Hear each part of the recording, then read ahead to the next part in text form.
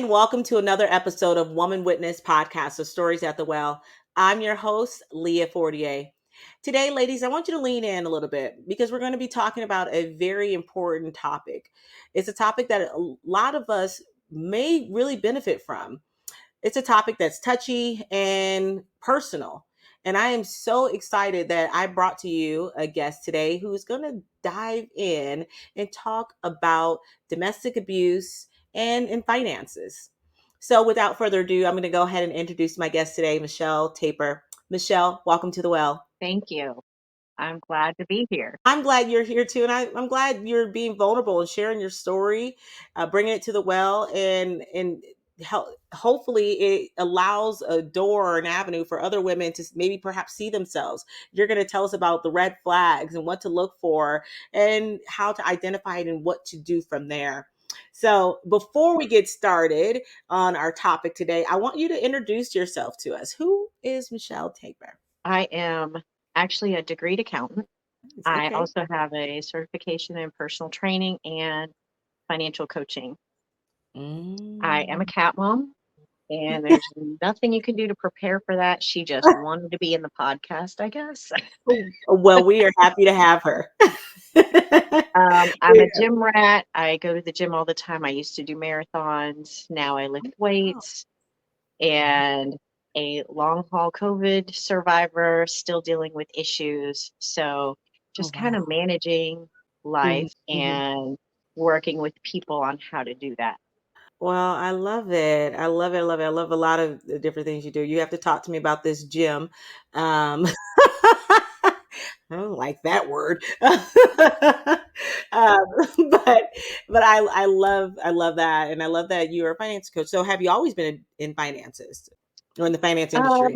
Managing money has always come easy to me. I've been married twice. My second marriage was the abusive marriage, and there were three stepchildren with that. And even with all of that, I was the one that always managed the money in both marriages. It's just numbers have just come easy to me. My counselors for college recommended accounting because it looked better on your resume than business and finance. And so that's actually how I ended up with that because I'm just good with numbers. So we can't be a master of all, and that's why we have to tap people on the shoulder to fill in the blanks, and I take care of the numbers part. Oh, and that's the scary part. I was in banking for many years, and I can tell you one thing about numbers. Numbers don't lie. They're black and white. There's no in between. I mean, I know you can get funny and funky with numbers, but it is what it is. You can't get past it. So I love that. And you have to love it. Let's be very honest with ourselves. Because sometimes I'm like, what does the bank say? And now I work for myself, so I work with small businesses and help them with their books. If it's just as a consultant, educating them, or if it's doing their entire books, just kind of anywhere in between that they need that assistance. That's where I Ah, fill in. I love it. I love it. And you know what? Can we just stay here for just 2 seconds? For a lot of us who are entrepreneurs out there, and we get started on our a passion project, and it turns into a business. And when we go to get these loans and we go to grow our business, we don't have any record of our finances. And that can be a huge problem. So can you just and I kind of jumped out of order real quick, but can you talk to us a little bit about that? Just like I have to reach out to people to learn marketing and to learn better how to post on social media and things like that, Mhm. that's one of my weaknesses. But guess what? I have to still do it because working for yourself, you still have to do everything. Right, And right. so I help educate of how to make it more efficient and easy. In Mhm. QuickBooks is mainly where I'm at. That way you have all your documentation. You're not having to keep all these receipts and give them to your tax person. I don't Yeah, do the taxes, but I make everything clean and pretty and educate you of what it is. Because if I just do it for you, you still don't know what's going on. absolutely. So I 100%. educate people so that they can business plan, they can look at their budget and how to do that so Mhm. that they know what they're doing and what they can do. Right. I love that. You do not know where you're going unless you know where you are at. So it doesn't matter where you are in your business, whether you filed before or not, you got to start somewhere. And I could not agree more. And that was one of the scariest things for me. But okay, I'm going out of order.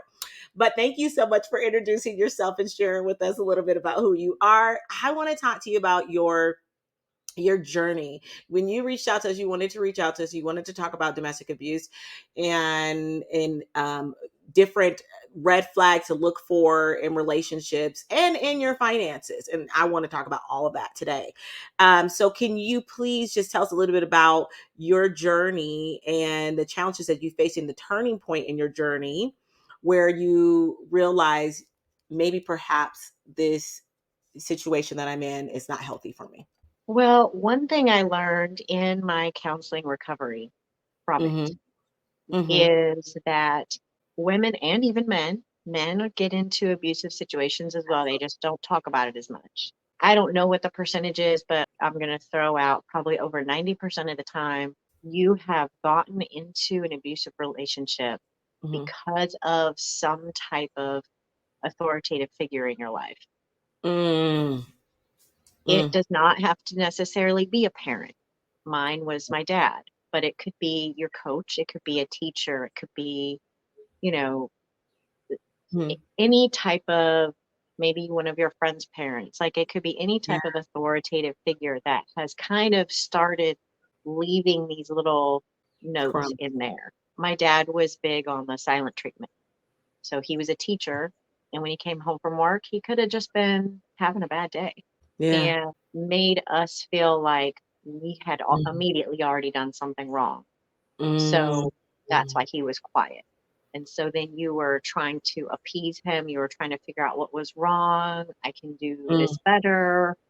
Yeah. What did I do wrong? So it's this always trying to find that not pleasing, Yeah. but trying to get that weirdness out of the air. Yeah. And so my second husband just so happened that that's what he did. Mm. So I moved easily right into that. Right into it. And why are you upset with me? What did I do? Not answering me. So therefore continually trying to make it better and do something better Right. and be better. Right. Um, that's Mm. one of the many things. What are some of the initial red flags that I try to point out to women and Yeah. men is why are they needing to look through your phone? Oh. Well, I don't have anything to hide. This is what I hear women say. I don't have anything to hide. I said, it's irrelevant. It doesn't matter. Why are One. they needing to look through your phone? Right. Right. That's not the point. The point is that why are they looking at your phone?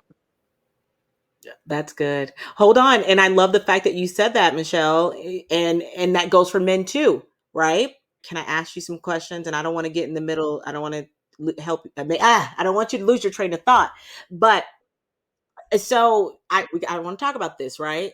If you don't have anything to hide, right? Shouldn't it just be simple? Right? Especially if let's talk about it from a man's standpoint. If a woman wants to look at your phone, shouldn't you just be able to give it to them? If so, then why? If not, then why?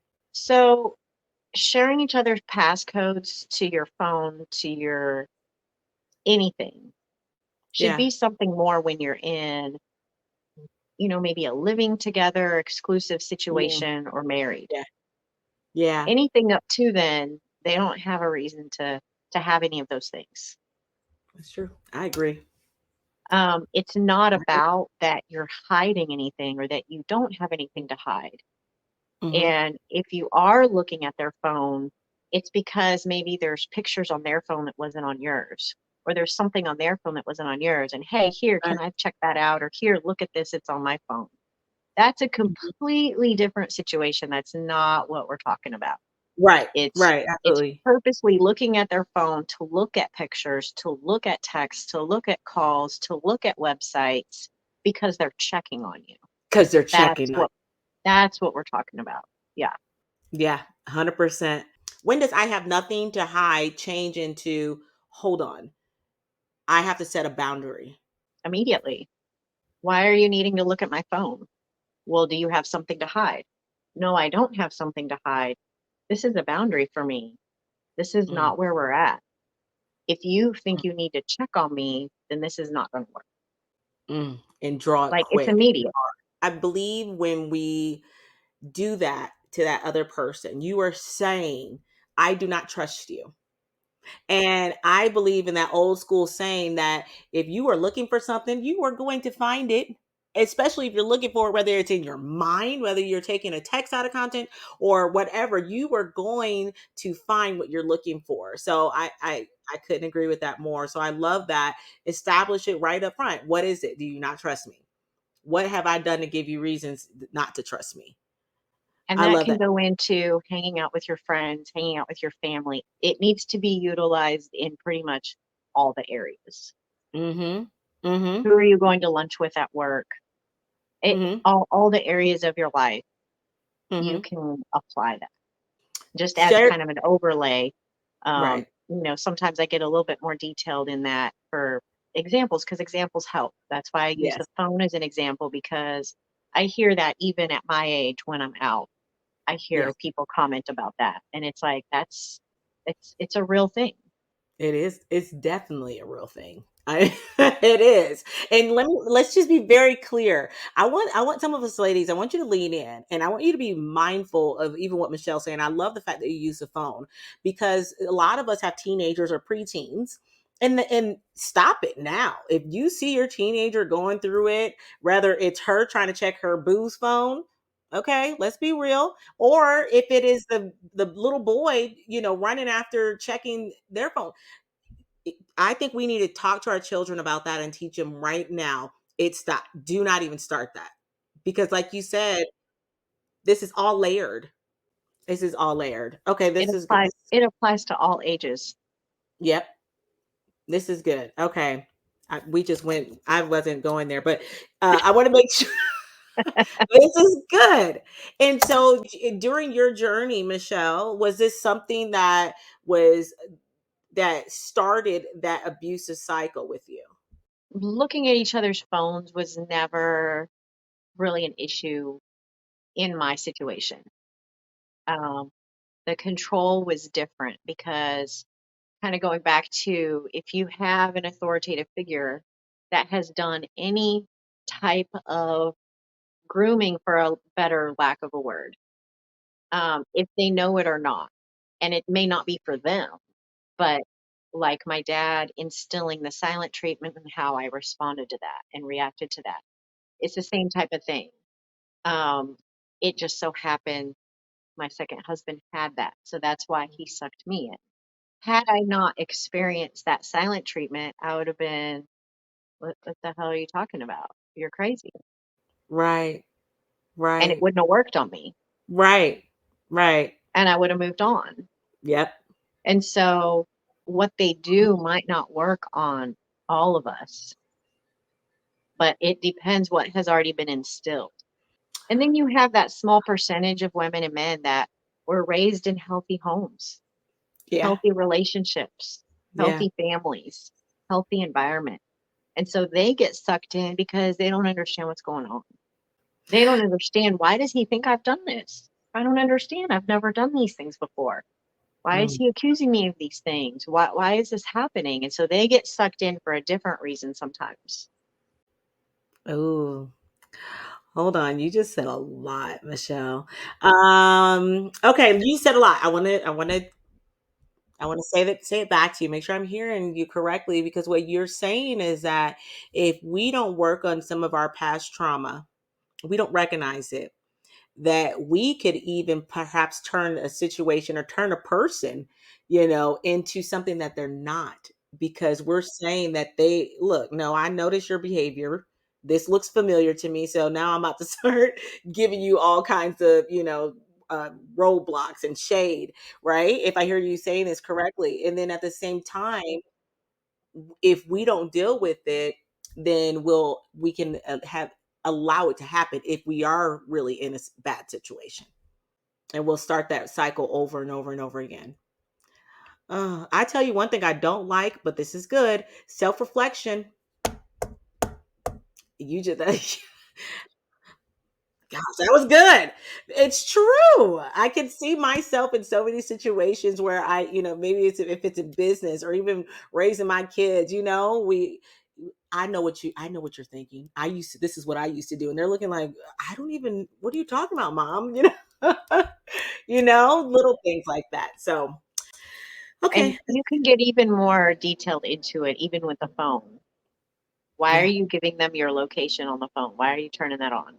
Like technology has allowed so many things. So many things. Like for safety Yeah. with your best friend or your husband or your wife or your significant other you're living with, that's different. But these Yeah. women and men are turning on their location for people Yeah. because they don't, again, they don't think they have anything to hide.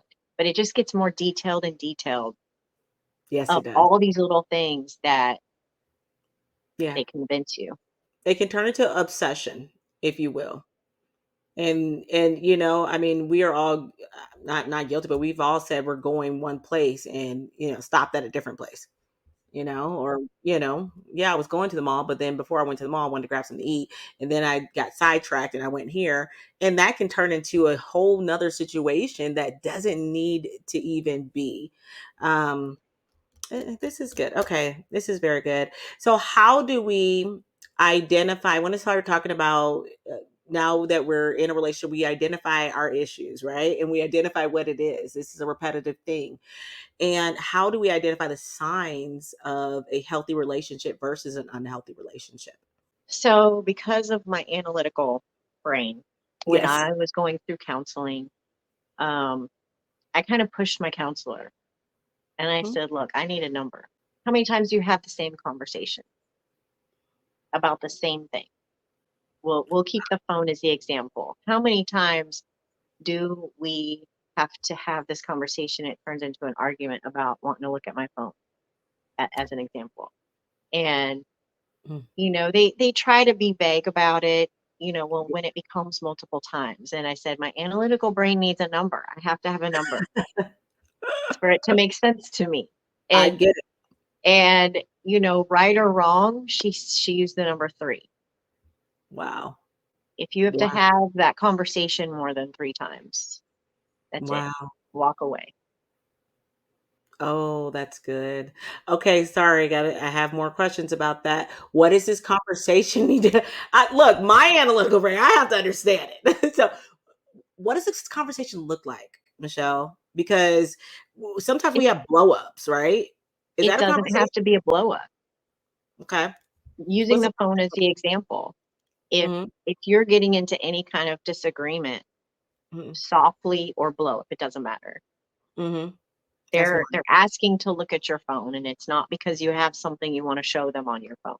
Mhm. If they're asking to go through your phone and questioning trust and questioning loyalty, questioning commitment, Yeah. Yeah. That's and good. you tell them this is your boundary, you tell them why you're not. Mm, Then later, days, weeks, months, it doesn't matter. It comes up again and mm, asks again. That's number 2. mm. And you tell them why not, you tell them your reasons, you tell them your boundaries.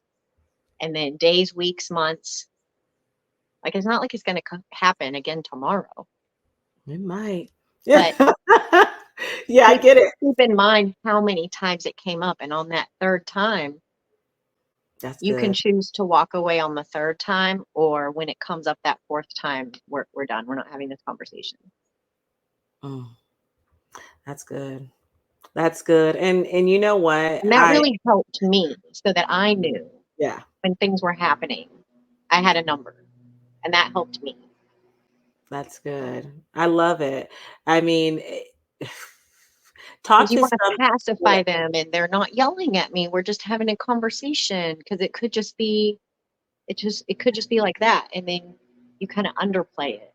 It doesn't have to be a blow up, it doesn't have to be a dramatic situation, and yeah, that's also something to keep in mind. It can be a calm conversation, yeah. This is but good, it's and still crossing a boundary again and again and again. Yeah. I love that. I love that. And having that number, what you said in your head, of having that number in your head of, this is my final cutoff. And I want to be very clear, Michelle, because I love this topic, because this can relate to business. This can relate to, that relationship with your sibling or your mom or dad, that it continues to just blow out of proportion every time. Having that number saying, you know what, your kids, don't ask me again. I'm telling you, don't ask me. Look, that's one. I'm not having this conversation no more. If you choose to use the number 5, that's your choice, but then stick to it. Stick to it. That's what it is. Whatever number you choose, I chose to stick with number 3 when they told me that, but Did you it's do it, pick Michelle? your number and stick to it. And I Did you have do walked it? away. You did. I have walked away, having to when I was starting to get out dating again and stuff, I would walk away and they didn't understand. They didn't agree with it. They thought I was a bitch. They thought I was being mean. They thought I was being self-absorbent, and it doesn't matter. You Mm. almost kind of have to accept that you're going to be the bad person and it's okay Can I ask you because something? they're not going to understand and it's not your job to explain it to them Okay, you just answered my question. It's because they'll hard. they'll Oh, go try to ahead. convince you to try it again. And so Yeah. I'm not trying to explain it to you. I'm giving you the answer that I feel comfortable giving you, and it doesn't have to be the full answer. Why do we have to give a full answer when we break up with someone if it's a friendship or romantic relationship? You give them the information that you feel comfortable giving them, That's and good. how they choose to react and respond to that is their responsibility, not yours. Whew, that's deep. That's good. It is. It is because I love what you're saying, and I love that you say you practice this, right? So you're talking from experience. You said that you put out that number, and I think it's so powerful, because I think a lot of us, especially coming from, if we have trauma in our past where we want to please someone, we don't want no one walking away talking bad about us. Right? We're like, no, are you okay? What are you going to tell people? That's for me. That was something that I struggled with for so long. Not knowing. I want to you want to make sure everyone's comfortable. Everyone's fine. Are you okay with this breakup? Are you okay with this relationship ending? And if you think about it, not everybody's going to be okay No, with it. it's it's okay, and you're not a bad person to just turn and walk away. Mm, that's good. Okay. All People right. want to try to always be friends with their exes and make everything right. It's like, well, what is that doing to you? Why are you doing that? Yeah. You're torturing yourself because now you got to deal with it all. And then all of a sudden you're like, well, maybe it wasn't that bad. Maybe it wasn't that. Maybe I overreacted. That was good. Okay. What is the importance of support and network and seeking help when you are in these difficult situations? It is 100% difficult when you're in the situation to find out and figure out. I actually did not understand or realize that I was in an abusive relationship. I was kicked out eventually of my own house, and my mom had come to pick me up under a different circumstance. And once she got there, it was because he was kicking me out and had the three stepkids in the other room, locked in the other room playing because they were trying to protect me. Daddy, why are you yelling at Michelle? And so he put them in the other room. We're fine. It's okay. Just go play. And then proceeded to kick me out. So by the time my mom came, that was the situation. I had a suitcase and wasn't allowed to bring my planner, wasn't allowed to bring certain things. And she's the one that actually told me that this is what was happening and found me counseling. Mm, wow. So That is, while I was in counseling is when I realized that my mom knew that because that's what she was in and doesn't want to recognize it. got it. Got it. Okay. I want to just say this. This is what it's all about with being a witness. And when it's easier for us to see other people that are in situations that we've come out of. And when we're in that situation ourselves, it is hard to see it because we're in it. But she And could we, see that that's what I was in. correct. But she didn't say anything Yeah. until he had kicked me out because that was my husband. I'd Got already it. been divorced once in a Got it. Christian family. I was Yeah. I'm kind of the black sheep because of that. And Yeah. now I've had two divorces.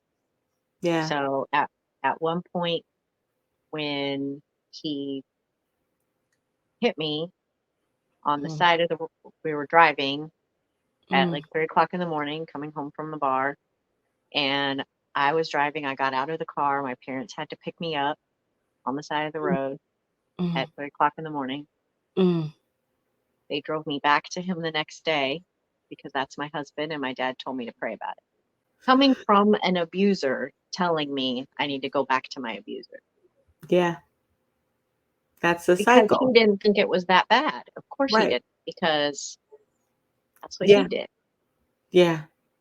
He may have Yeah. never hit us, but you Yeah. know, it The different type of trauma, but same yeah.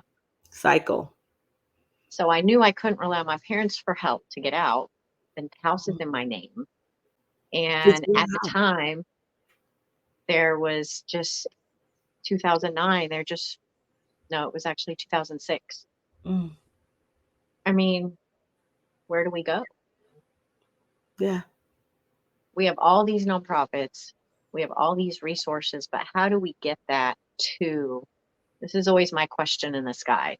How do we get that to everybody so that when someone does need something, they know where to go?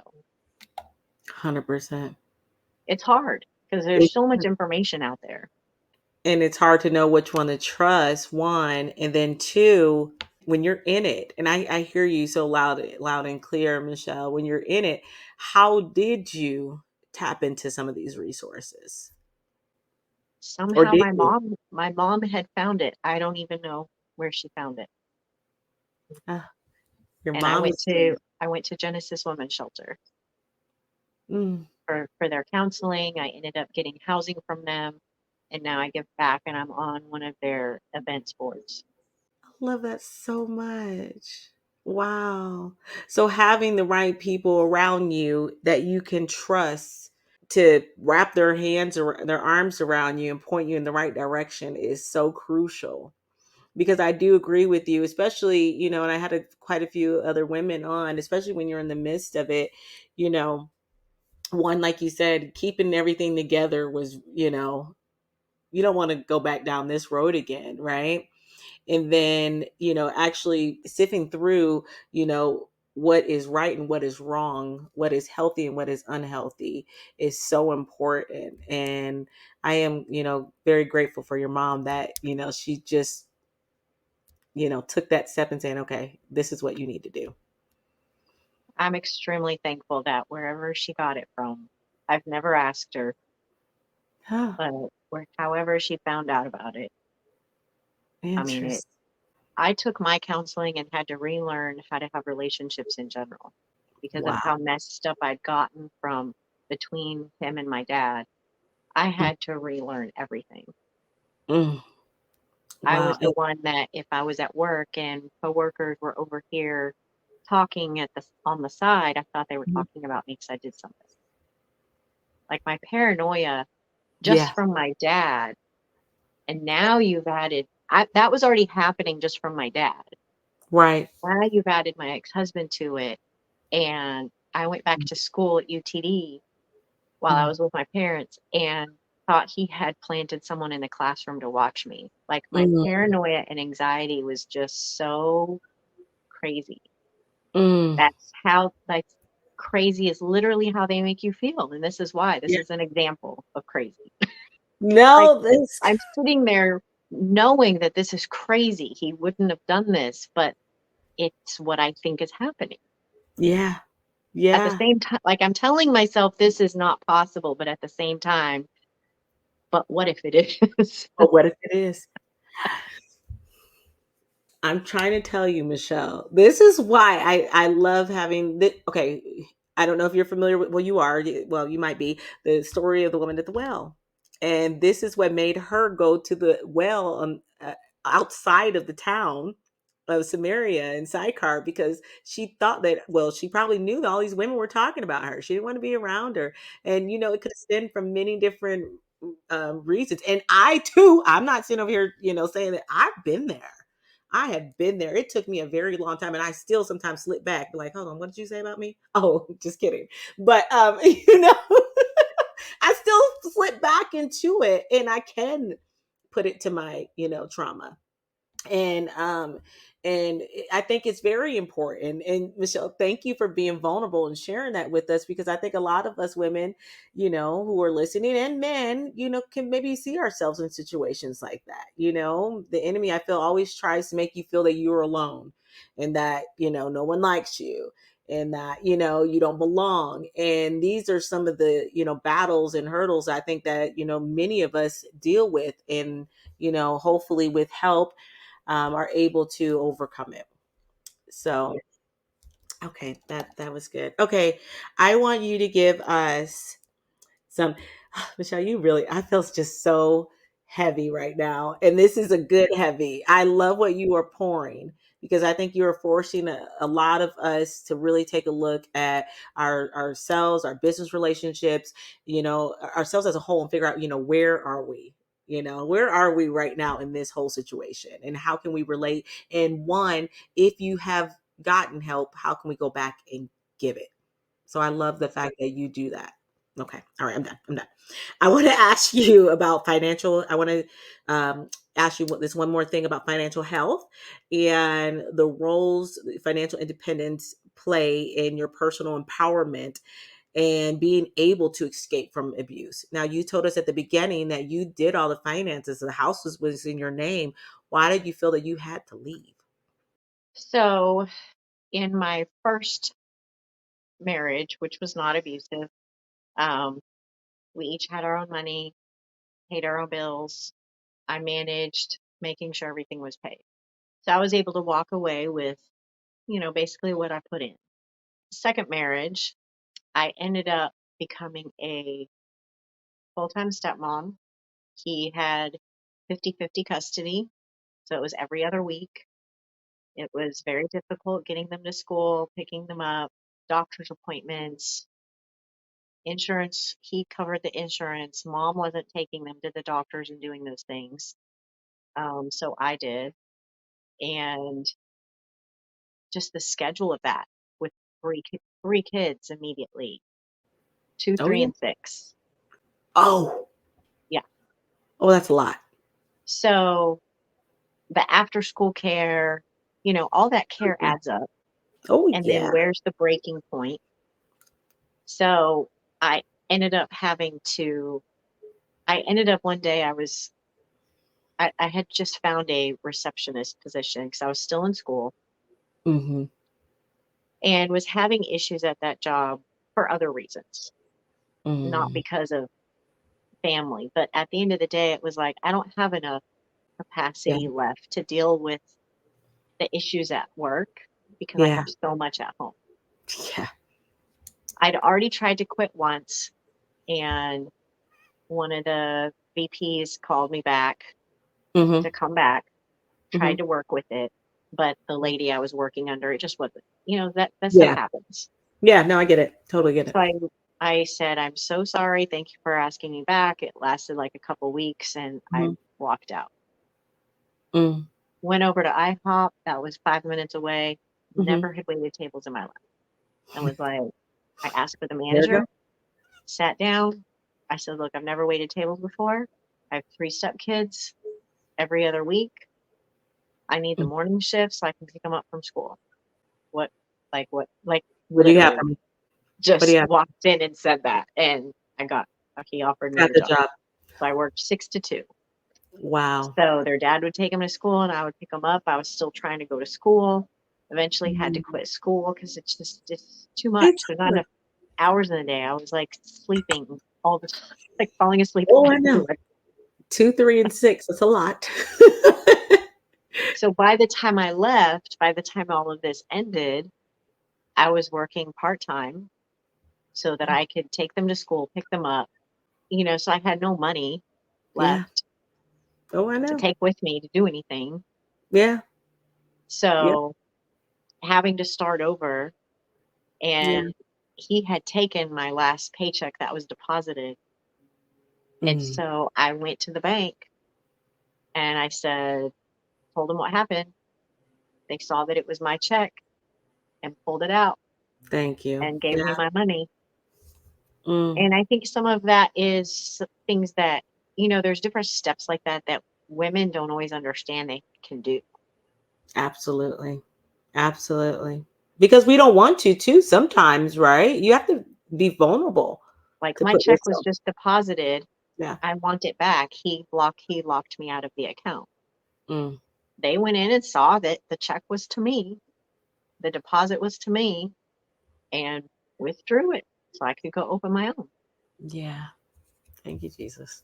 Mm. Having to start over Yeah. multiple times for different reasons. This was the Mhm. biggest reason and the hardest. I think the financial side of it with an abusive situation or an Mhm. unhealthy situation Mhm. is the example that I give women that really hits home. And that is, you can be in an abusive relationship that, for example, I was not allowed to have my name on the car I was driving. So Huh. I had to get the car in the divorce. Um, A lot of times they don't allow you to have your name on anything so that you don't have access to anything. got it. So Yeah. when you leave, you You don't got have it. credit, you don't have money, you don't have an ability to go get an apartment, an ability to get approved to do anything. Yeah. And that is no different a situation than if you're in a healthy relationship Yeah. that the man happens to make decent money, you don't have to work, you can stay home and Yeah. take care of the kids, he Yeah. treats you good, there's no abuse at all. Yeah. But if anything were to happen, some of those women are in the same situation because their name is not on anything. Correct. Yeah. Yep. And so Mhm. it's it's making sure you're aware if you're Yeah. in a healthy relationship or not, you can end up in the same situation. Same situation. So, Agree. these women that are stay-at-home moms, that's a full-time freaking job. But make sure your name's on the house. Make sure your name's on all the credit cards. Make sure your name's on your Mm. car that you're driving. Mm. Make sure How your do they name's in have the bank. conversations? How do they have conversations with, These should let's be say that, conversations before you get married. come on. These should be conversations before you move in with each other. I agree. I agree, and this is why I think I love the topic. And I talk, I can go so deep on this. And being working at a bank for a very long time, so I've seen a lot of things.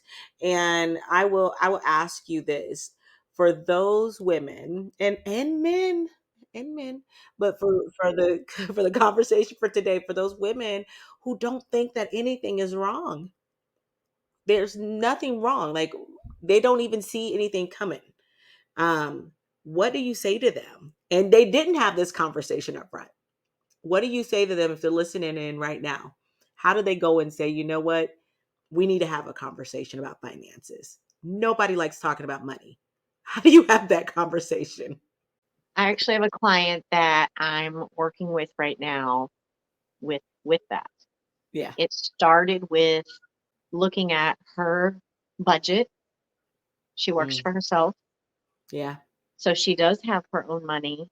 It's Yeah. nothing compared to what money her husband has, though. Yeah. Yeah. And so it started by just looking at her budget with her money.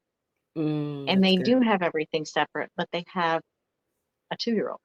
I did not know until after that, after I sat down with her looking at her budget Mm-hmm. and her seeing where she's at with her money and her expenses that are in her name that she's responsible for and all of that. Mm-hmm. She actually went to her husband and asked to go to counseling and asked for the passwords To to all the of her stuff. accounts. Yeah. She didn't even have the passwords to accounts. Yeah. That's good. Yeah. That ended up being he didn't want to go back to counseling, Of course. Yeah. berating her about the passwords, even though he did give it to her. There were some pluses. He did add her to a couple of the accounts, Yeah. but That's at the end of the day, it just really made her eyes open of what their relationship really is. oh, that's good. And on That's really the good. topping on the cake was when he had the conversation with her to have a second child. And that's when her eyes opened all the rest of the way and was Yeah. like, okay, we're definitely not doing that. Right. That's not a good idea right now. And so I think the conversation has to happen depending on who your partner is. That's good. She Yeah. was never and is never worried about her safety. Yeah. I see what you're saying. And so you can have a very more open conversation about that. Yeah. If you're worried about your safety, Yeah. then it gets a little bit more tricky. Yeah. That's good. That's good. I love that. I love that. And I want to say again, the importance of one having the conversation before, but for the sake of probably a lot of people who are listening, how do you move forward now? And so her And decision is a divorce interesting. because once she started having the conversation about money And and she nobody wants to hear saw about it. where he stood with that, that's not the life partner she wants. Wow. And that was her decision. That's How did not she everybody's decision when they have those conversations. Some people are able to come together even closer, but she saw the standoffishness and the demeaning comments, and that's not the partner she wants in life. And that was a decision she came to. I mean, there was a lady at one of the networks that I spoke at that she actually made a very eye opening realization about money, and she works at a bank. These are conversations that we should be having at the Christmas table, Sunday dinner, Thanksgiving dinner, with our kids, with our parents, and it should be passed down. It's always such a hush hush topic, and it shouldn't be. You're right. You are absolutely right. It is definitely always a hush hush topic. I agree. And I love the fact that you are out there bringing awareness because I can tell you that a lot of people don't realize that it is an issue until it's an issue. One of the things that I tell women to watch out for if they hear this with their mother, sister, Mhm, best friend, mhm, cousin, mhm. if you're going to lunch with them or you're going to get your nails done or you're going to the movies and they have to ask their husband, this is not a huge purchase. This is not something that they should necessarily have to ask them Mm, about.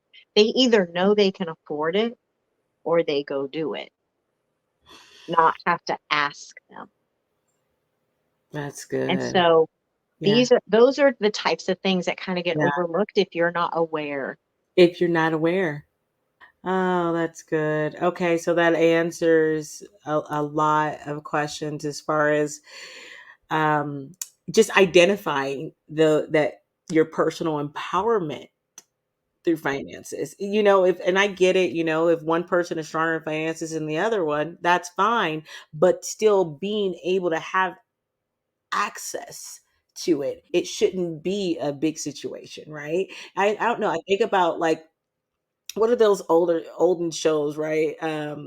Where they give the check to the wife and take care of it, right? And you think about things and you think like this is reality, but sometimes, maybe it's not. Maybe it doesn't look like that. And if it is truly the intent of the person who is handling the finances to, I have, look, the phone thing, I have nothing to hide. Okay, well then let me in on it. Right. You should sit down, and as a financial planner, it's recommended. That's good. So far, I've only met with the wives or the girlfriends, but it should be something that Two you people guys should. come together. and let's look at our Absolutely. budget. Let's look at our Absolutely. income. Let's make Yeah. this decision together of what we're spending our money on. Mm-hmm. Yep. Yep. And it shouldn't be a big deal. Okay, this is good. All right, Michelle, I love the breakdown. I love everything. I want you to talk to some of our listeners who are listening. And based on our conversation today, I want you to talk to some of these ladies and men out there and give them some advice on doing a health check of their relationships. What would you say to them? I'm sorry, can I say this? A financial health check. What would you Financial say? health check. Okay. I would first ask if do you both know how much all your bills are? Do you both know how much you spend going out to eat and entertainment? And do you both have access to any joint accounts, or are there any accounts that are not joint that should be? Because it doesn't mean all your accounts have to be joint. Right. Right. That's good. Do you guys have I think the last one would be, do you have a set amount that you can spend up to without having to talk to each other? Because there's nothing wrong with that. Right. I agree. Yeah. Is That's it anything over $100? Is it anything over $1,000? But it's a number that you guys have decided together that's reasonable. yeah. That's good. That is good. Okay. Michelle, you came, you poured. You came, you poured, you conquered. You talked to us about just monitoring the financial health of our relationship, not only the financial health, the health overall of not only just our relationships, but ourselves. And you gave us some things to think about. And this goes to for businesses, goes to for your partnerships and relationships with your friends and your family. Especially I want to lean in a little bit on businesses too. Think about that. Do you know how much the business is making? Do you know where this business is going? Do you have a say in it? This is really good. You were saying you really kind of had us all. I will say myself to stop and do that check from even myself in all areas, making sure that I'm healed from past trauma, make sure I'm not putting it on other people. So, um, but It this is it so was a lot, so I hope people can process everything. no. This is good. It starts with us, I believe. And then we once we figure out who we are and know what we will and will not allow, we can stop it in all other areas and all aspects of our lives. And I believe that 110%. You you did amazing, Michelle. I thank you so much for coming, pouring at this well. If you can just tell some of our listeners where to find you. If we're listening to this right now, we're like, can you just do a health check on my finances, please? Where can we find you?